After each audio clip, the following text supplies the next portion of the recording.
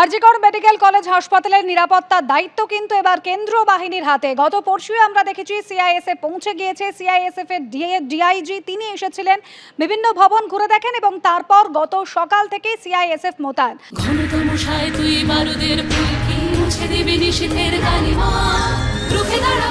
একজন মা হয়ে বলছি, সফল জীবনের জন্য যেমন চাই মজবুত হয়ে ওঠা শিক্ষা, মজবুত চুলের জন্য তেমনই চাই Alopex long and strong hair oil. আমাদের প্রতিনিধি সরাসরি রয়েছেন জিলম করঞ্জাই আমাদের সঙ্গে। জিলম, একেবারে নিরাপত্তার দায়িত্ব সিআইএসএফ এর হাতে তুলে দেওয়া হয়েছে। হাসপাতালের ভিতরে যে সমস্ত নিরাপত্তার জায়গা রয়েছে, বেশ কয়েকটি জায়গা একেবারে পয়েন্ট আউট করা হয়েছিল।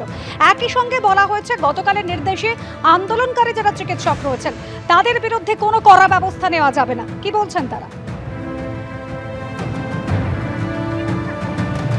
একদমই এই মুহূর্তে আরজিকর মেডিকেল কলেজ হাসপাতালে যে নিরাপত্তা, ভেতরের নিরাপত্তা নজরদারি করার জন্য সিআইএসএফ ডিপ্লয়মেন্ট সম্পূর্ণ হয়ে গিয়েছে।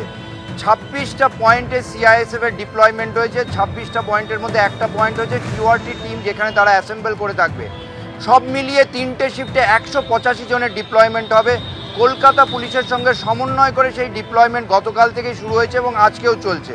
তবে গতকাল সুপ্রিম কোর্টে যে শুনানি হয়েছে এবং সব পক্ষের বক্তব্য, সুপ্রিম কোর্টের মহামান্য প্রধান বিচারপতি তিনি যা বলেছেন তার পরিপ্রেক্ষিতেও এই মুহূর্তে আরজিকরের যারা পড়ুয়া রয়েছেন, আন্দোলনরত ডাক্তার, তারা প্যান স্টেট তারা একটি জিবি করেছিলেন, জেনারেল বডি বৈঠক করেছিলেন এবং সেখানে তারা একটি সিদ্ধান্ত নিয়েছিলেন যে আন্দোলন তারা চালিয়ে যাবেন এবং আজকে সিবিআইয়ের যে রাজ্য দপ্তর সিজিওতে যাবেন। আমাদের সঙ্গে ডক্টর গৌরাঙ্গ প্রামাণিক রয়েছেন বর্ধমান থেকে, তিনি এসেছিলেন, গতকালের বৈঠকে ছিলেন।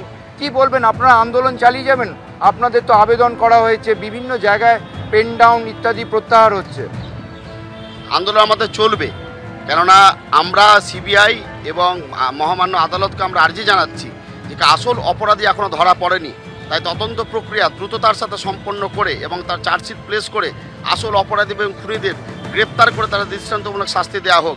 এই পরিপ্রেক্ষিতে গতকালকের যে আমাদের all West Bengal general body meeting অনুষ্ঠিত হয়, সেখানে আমাদের সিদ্ধান্ত হয়েছে আজকে আমাদের একটা প্রতিনিধি দল আমরা সিবিআই কমপ্লেক্সে গিয়ে আমাদের কতগুলো প্রস্তাবনা আছে সেগুলো আমরা পেশ করব। সিবিআইয়ের কাজের তদন্ত গতি কীরকমভাবে চলছে সেটা আমরা জানার চেষ্টা করব এবং আগামী দিনে সিবিআই কীভাবে ভাবছে সিবিআইয়ের কাছেও আমাদের আর্জি জানাবে। আর্জি আমরা জানাবো যে কি আসল অপরাধীরা এখনও কেন ধরা পড়ছে না। এই যে সিবিআই বারবার বলছে যে কি ট্যাম্পারিং হয়েছে, অর্থাৎ মানে তথ্য প্রমাণ লোপাটের একটা গভীর ষড়যন্ত্র হয়েছে, তাহলে গভীর ষড়যন্ত্রের পেছনে কারা আছে তাদেরকে বা সিবিআই কেন চিন্তিত করছে না? এই পরিপ্রেক্ষিতেই আমাদের আজকে মূলত সিবিআই আমাদের একটা প্রতিনিধি দল আমরা সিবিআই দপ্তর সাক্ষাৎ করব। আরও একজন রয়েছেন আমাদের সঙ্গে, যেমন সিনিয়র গৌরাঙ্গ রয়েছে তেমনি জুনিত রয়েছে। জুনিত, তোমরা এই যে সিজ ওয়ার্ক বা এই নন এমার্জেন্সি সার্ভিসে সিজ ওয়ার্ক চালিয়ে যাবে, কিভাবে পরিস্থিতি? রোগীরা তো অনেকেই আসছে, তাদেরকে কিভাবে সাপোর্ট দেওয়া হচ্ছে? এখনও অবধি এমার্জেন্সি সার্ভিসগুলো চলছে। সাংবাদিকরা অনেক কিছুই ভুল হয়তো দেখাচ্ছেন যে না রোগী পরিষেবা বন্ধ আছে, কিন্তু ওদিকে গেলেই দেখতে পাবেন যে ট্রমাতে এমার্জেন্সি চলছে এখনও এবং প্যারালেল ওপিডি বা এগুলো করার কথাও ভাবা হচ্ছে এখন। যেহেতু আরজিকরটা মূল এপিসেন্টার, সেহেতু আরজিকরের ডিসিশনটায় সব প্যান ওয়েস্ট বেঙ্গল বা প্যান ইন্ডিয়ায় ফলো হবে।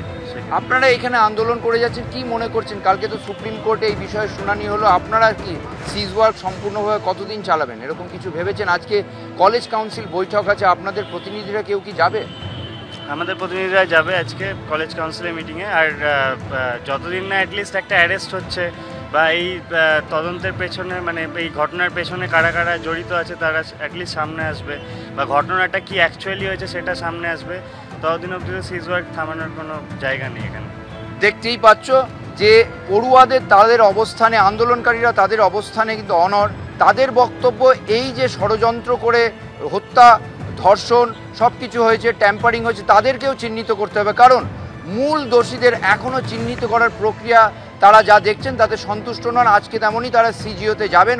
অন্যদিকে সিজ ওয়ার্ক চলছে নন এমার্জেন্সি সার্ভিসে। এমার্জেন্সি সার্ভিস এবং আউটডোরে তাদের কিন্তু বক্তব্য যে সিনিয়ররা সার্ভিস স্বাভাবিক রেখেছে এবং যতক্ষণ অবধি না লক্ষ্যে তারা পৌঁছেছেন তারা এই যে অবস্থান আন্দোলন চালিয়ে যাবে। ধন্যবাদ জিলম।